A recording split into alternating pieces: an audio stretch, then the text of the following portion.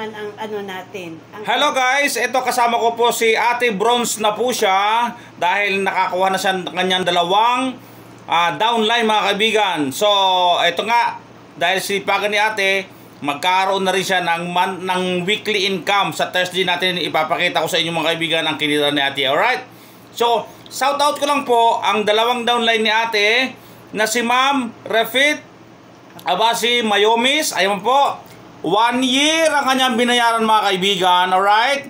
At ang kanyang kapatid din na 1 year din ang kanyang binayaran mga kaibigan. Alright? So, ang kanilang due date ay October 11, 2024. So, congratulations ma'am. Salamat. Rehab, Refit and Sir Rehab sa inyong pagtitiwala sa Live Good. At ito po si ma'am.